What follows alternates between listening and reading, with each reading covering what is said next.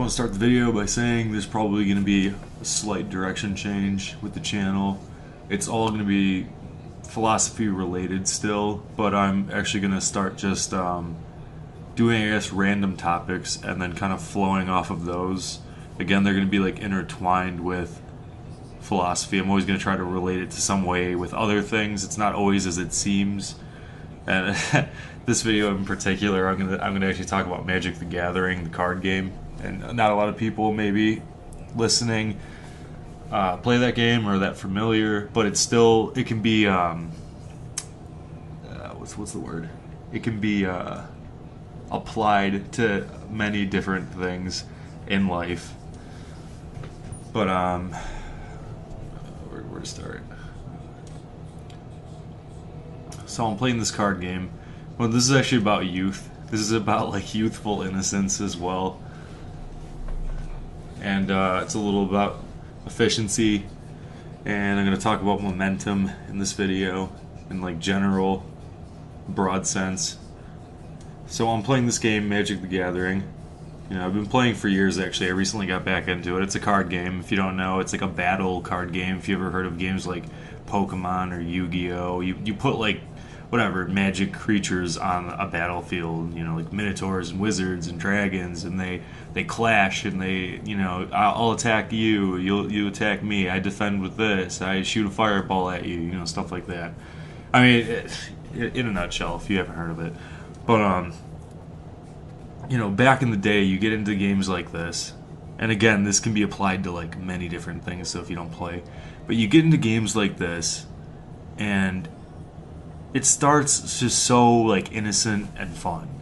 You know, you like open some cards, you put together some just shit janky deck, and you play with your friends, and it's honestly probably the funnest time in your life playing this card game, is when you both are just playing some crap ass deck, and the game like takes a while because yeah, it's not very efficient, and it's like very whatever.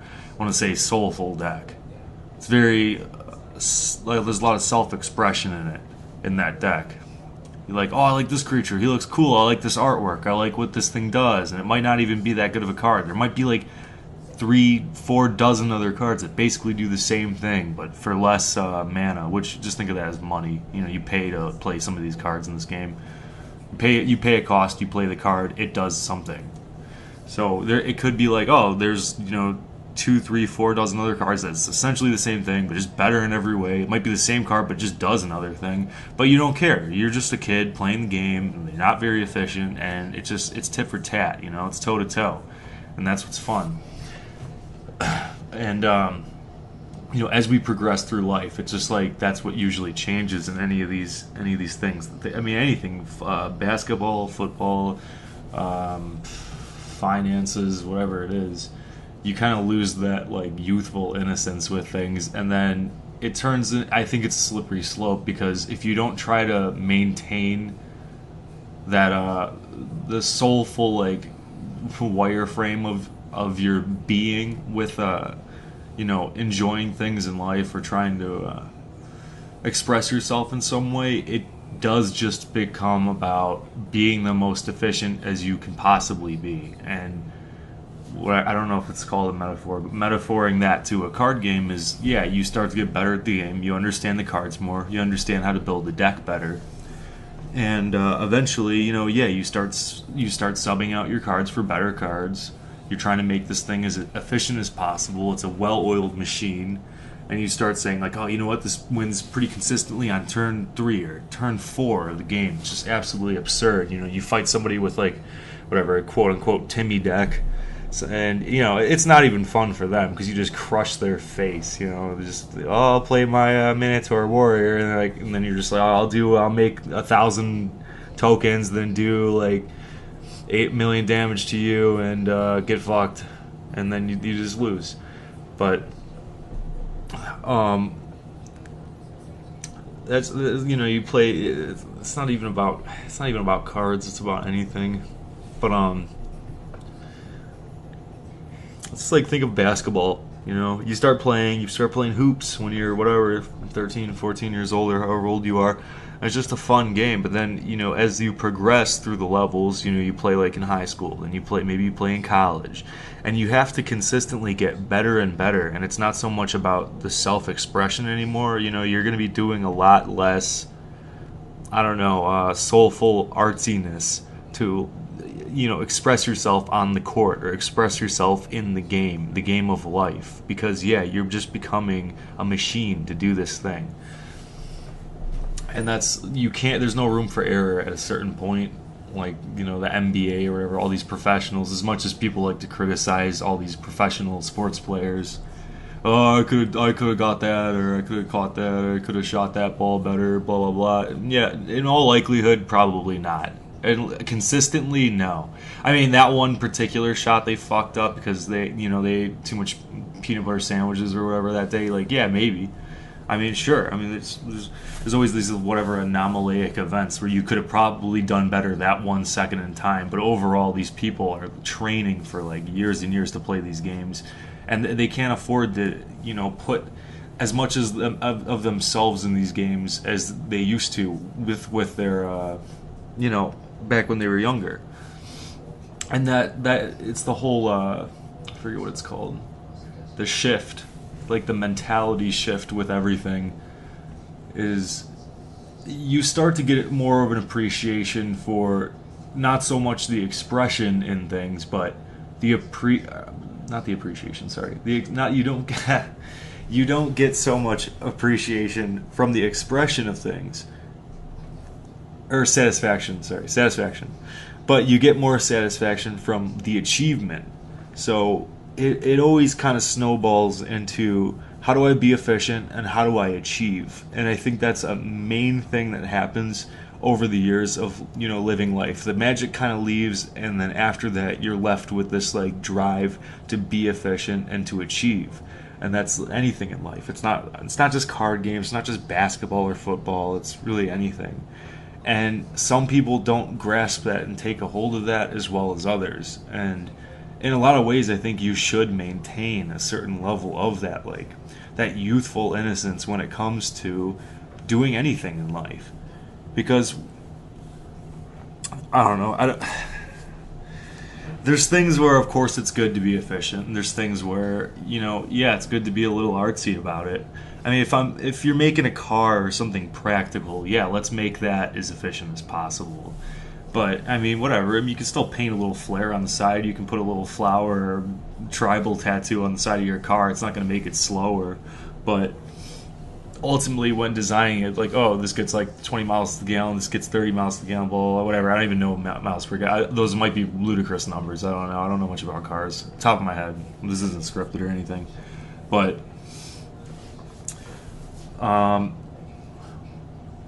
I just think, it's all a mentality where you have to set the line yourself.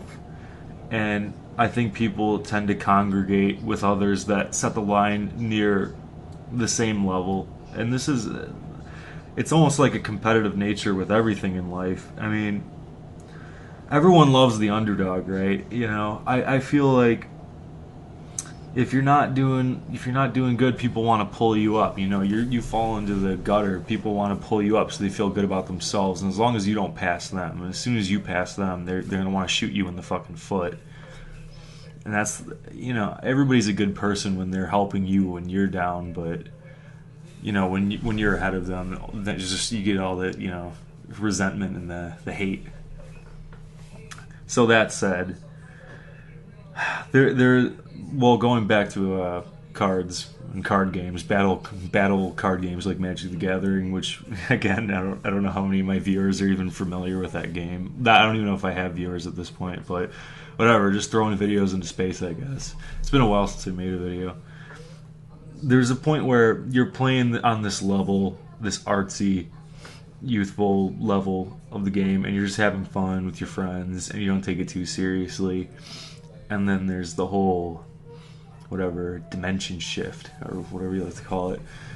And there's certain people that take it to extremes where they just say like, how do I break this game? Because in this Magic the Gathering, I mean, there's so many different formats, there's so many different cards. I mean, there's over like 15,000 different cards in the game or something. That maybe that was even 2 years ago. So, probably, whoa, sorry, that was probably pretty loud. That was like 2 years ago, so there's probably even more now. I don't know, 16, 17,000 or something. But yeah, of course, certain cards are gonna go together very well, and it's just to the point where you put these two or three cards together, you use these on the same turn, and like it does some like absurdly powerful thing.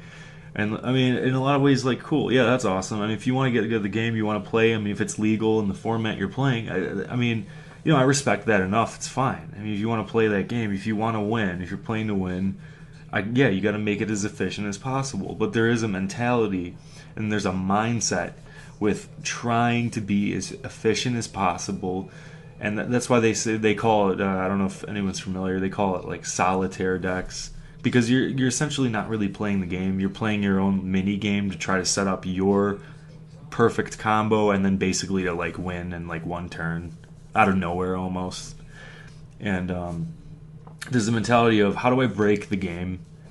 And I just feel like it's in a way not respecting what it is at its core. It's like this very, at its nature, it is this like youthful, creative, artistic kind of game. There's dragons, there's wizards, there's ogres, there's cyclopses, and you have all these at your disposal, and you can play them. You can put them on the board, and they do things. They can throw rocks at each other, and they can throw fireballs, and they can freeze each other. And there's walls, and there's soldiers, and archers, and whatever. And instead of wanting to do that, going tit for tat, toe to toe, I deal this amount of damage on my turn, you do this much, I block this creature, my creature dies, etc. There's certain people with this mentality, right? How do I break the game? I don't want to even do that. I don't want to like do tit for tat thing. I just want to like burst you in one turn. And it's just at the point where it's like, if it's legal, I respect it, but it's just the mentality is kind of like, I have to say I respect the mentality a little less than somebody who wants to actually go tit for tat. I mean, it's legal, go ahead, play. That's fine, you can play that way.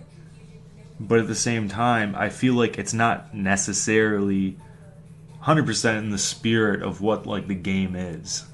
Because at the point where you're playing a solitaire, that's where the term even comes from. The point you're playing a solitaire deck or whatever, you might as well go play solitaire. You might as well go play a different card game.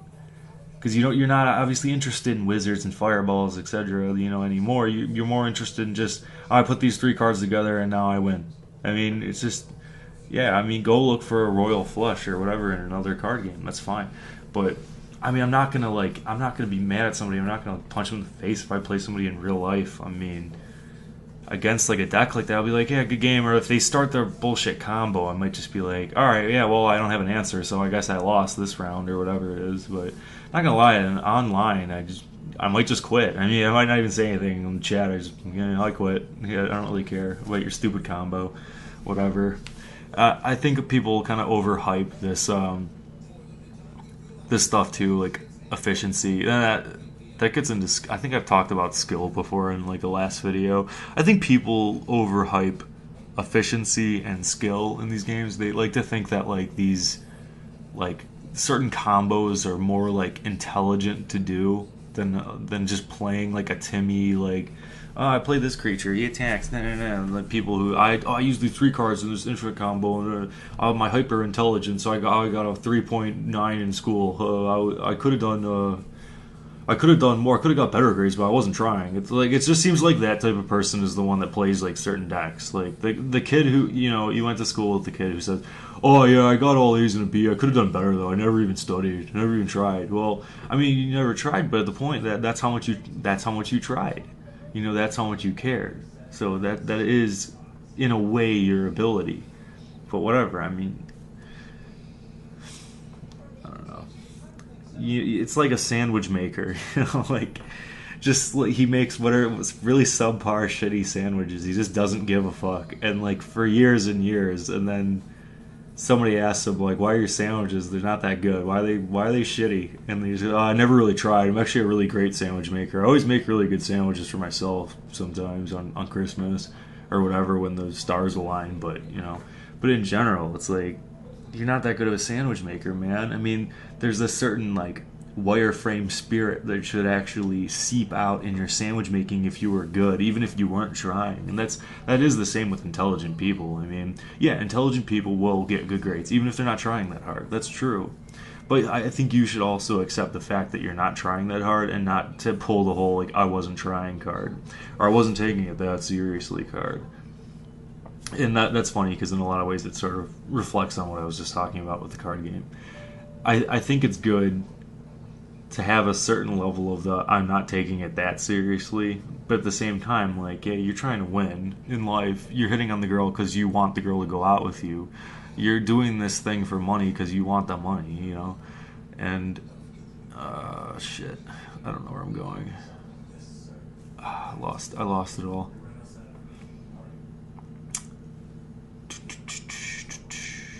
I don't know what's going on.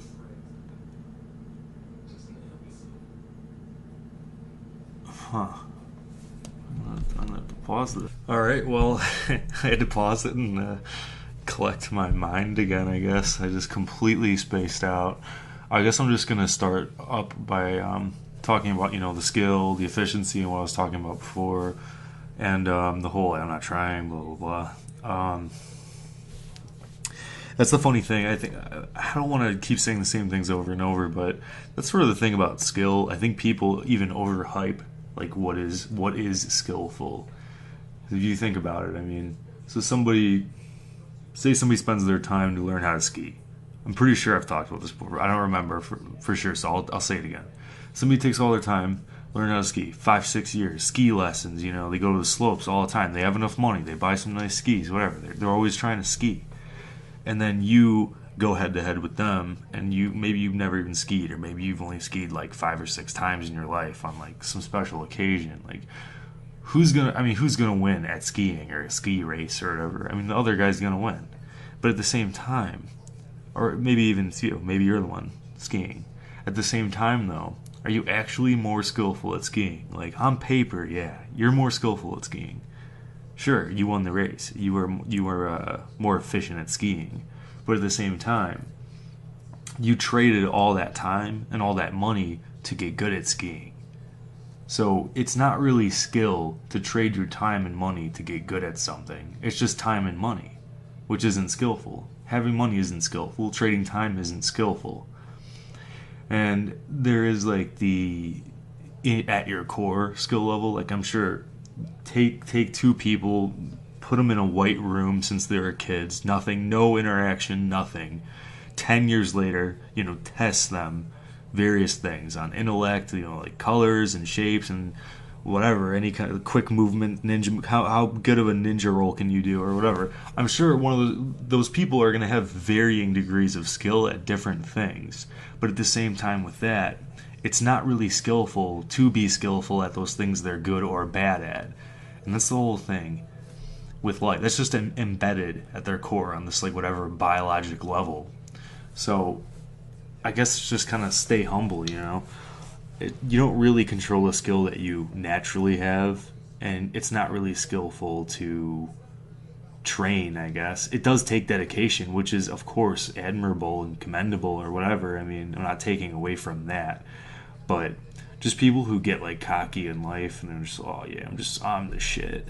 It's just like, yeah, you're the shit because like, A, yeah, biologically you're probably better at that thing, and B, you probably like practice. You probably spent weeks and months and years trying to get good at that thing. So it's like, yeah, no shit, you're gonna win whatever a car race against me if I don't really race cars. It's like, that's the whole thing, you're in your element and I'm not, or I'm in my element and you're not. So I don't understand the whole like egocentrism thing with people thinking they're like so great. I don't understand. I don't understand even thinking you're an individual, really. I mean, it's all just one thing, man. I'm just one piece of it, and it's all interacting. It's like you create your environment creates you, so on and so forth. And, man, about the game. But I guess I can move on to, like, momentum. And that's kind of another I guess the whole, summary.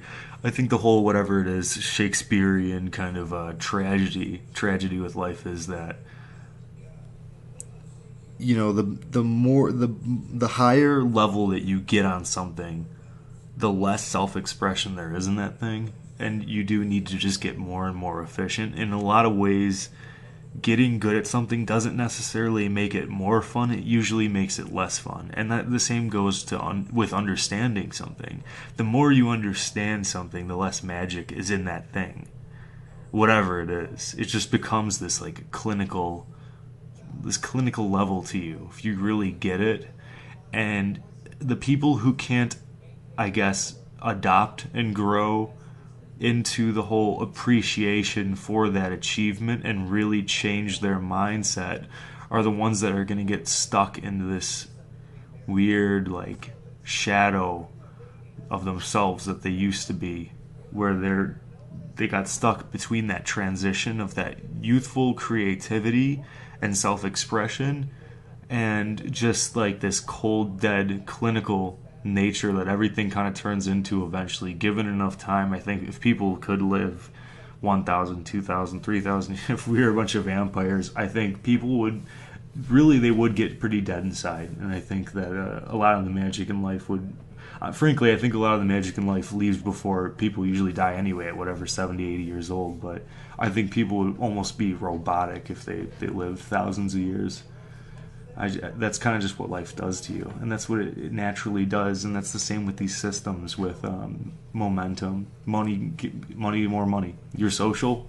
Here's more social opportunity for you. Here's more branches to climb on. And I guess this relates a little bit. I don't know if it relates or not, but just like capitalism, politics, whatever.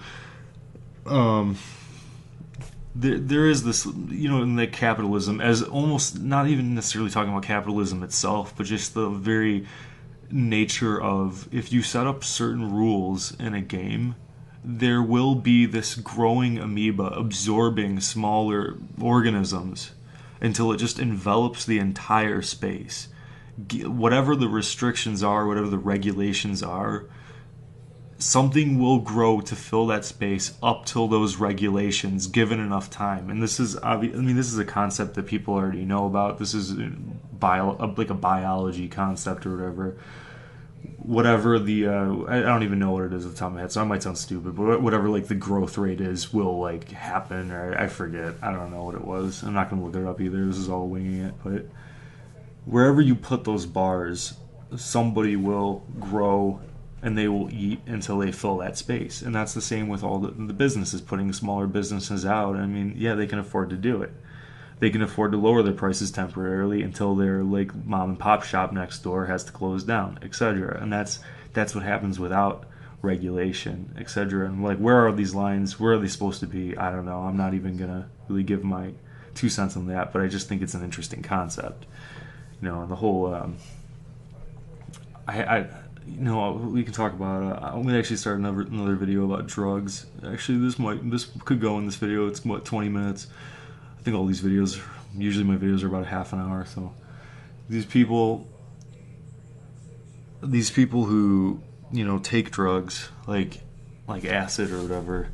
This is a pet peeve, I guess. This is people take these drugs and then they act like they got like enlightened or something from taking like acid, or like, oh, I learned a lot about myself. I thought a lot about like life and the universe and And you know what this person says every time you ask them? Pretty much 90% of the time, you say, "Oh, what'd you learn?" They're like, and then they can't even tell you because they didn't learn anything. They just felt something. It's kind of like when I drink. Like, I'm not gonna claim that I became a better person. Like, I transcended to God because I got drunk one night with my friends. And I feel like people should make that distinction with like what they think makes them grow as people. Not that, whatever. I mean, I'm not trying to bash people who take drugs. I've smoked weed before or whatever. I mean, I haven't lately, but it's just the people who are this pretentious, like the pretentious viewpoint on like drugs, like some kind of like acid trip is really going to make you smarter or something, like it's going to make you realize something. No, it's not going to make you realize anything you can't realize when you're sober.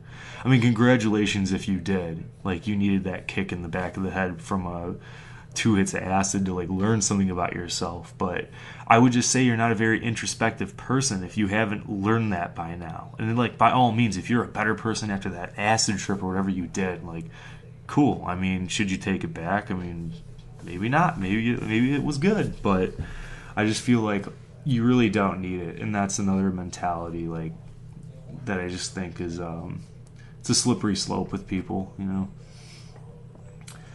And man, I was gonna say something else about drugs.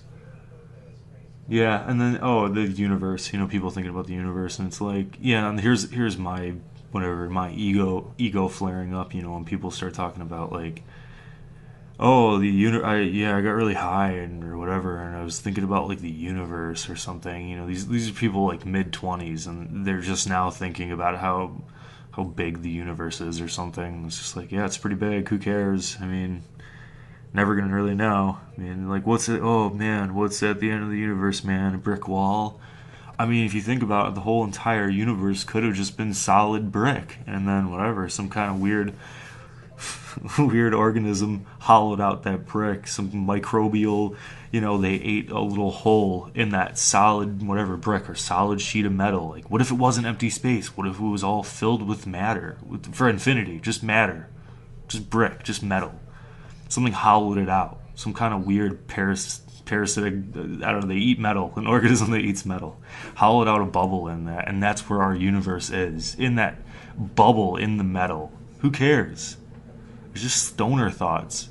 Yeah, maybe that's true. Maybe there's another marble. Like it's like on top. The whole universe is on top of a pin, man. There could be another one across the room from you. Well, there's infinite universes. Who gives a shit?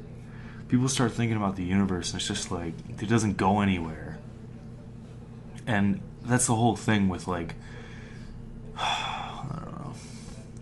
I feel like when you understand, like, you watch movies or you absorb and you consume media, people think there's this, and this is back to the whole efficiency, and you know, you use the youthful expression. People love to think of themselves as deep, and that's the same thing with like these acid trip people. You know, they took an acid trip. Okay, what'd you learn? Oh, they can't describe it because they didn't learn anything. They felt something. They felt a certain way. Just like when I drink, I feel drunk, and it felt good. But whatever, they might have thought God was giving a back massage, and that really taught them a lot about themselves. And it's cool. I respect. If you can tell me something you learned when you were on like acid or whatever, cool. Whatever, I'll listen to that. That's fine. But I don't think not nearly as many of these people that say they learned something really learned anything when they tripped, and I just think it was a fun thing, it made them feel good or whatever. Not that I think I don't know how being out of your fucking mind would feel good, but I'm already out of my mind as it is, so I would never do that. But shit, I had something lined up. Give me a second. Stoners, the universe, it's so big. Acid trips. Ooh, I completely forgot what I was saying. Eureka. Okay, I thought of it. I keep spacing out. No, I was gonna say, when you consume media and whatever, people like to think there's like this infinite combination of, I don't know, like themes and meanings that these things can have, when in reality it's just something they're feeling. It's like there is this infinite combination of like pinpricks, like here in your heart, in your brain or whatever, when you feel something. But when it comes to like understanding something, like the meaning behind it and the theme behind like a movie, for example, it all kind of does boil down to the same themes over and over. And that's kind of like the whole like getting older thing, and like losing that like soul, I guess, is like once you start seeing it, you're just gonna keep seeing it until you die. The same and it's always it always comes down to it's the same themes, but then some are just done better than others. Some are more straightforward, like, oh, the hand in the sink washing his hands, that meant this, and then and that. Or like in another movie it could have been the same concept, but with this one it's just when he opened the candy wrapper and threw it on the ground, that signified da da da. And it all at its core, I mean, of course, the character, like, oh, you know, like Mike interacted with Susan in this way. That's not the same in every movie, but like the same themes. And it always kind of boils down to like, yeah, things are deterministic. There's no self, whatever. I mean, at the top of my head, I can't really think of like all of these. But I swear to God, there's only like 4 or 5 like themes in like any movie. And then if you talk about concepts of like whatever emotion and feeling, then yeah, there's a couple more like true love. But other than that, when it comes to actual like physical universe like themes that like a movie or some kind of media is trying to like convoke, there's unfortunately only like 4 or 5, and some are. I mean, you appreciate them because they're brilliantly done, and then others you just think like, well, it's like anything. I'm not even talking about meanings, but it's just like you watch like I'm a big fan of horror movies, so I watch almost every horror movie that comes out, and yeah, some horror movies are like, you know what, this was like really well done. I mean, like it didn't scare me or anything, but it was really good. Oh, that didn't scare me. You know, it's something about people and hot foods. You know, with that. I don't know why. Every time I mention hot sauce, somebody around me always has to jump out of a fucking bush and go like, "Oh, that's not even hot." Did you ever try Dave's Insanity sauce though? I drink that shit. It's not even hot. But no, like watching a horror movie, but I think if you really do have a passion for something, like I personally have a passion for horror movies, and you got to find your passion, man, because if you don't, life is just going to be so cold, ice covered shit.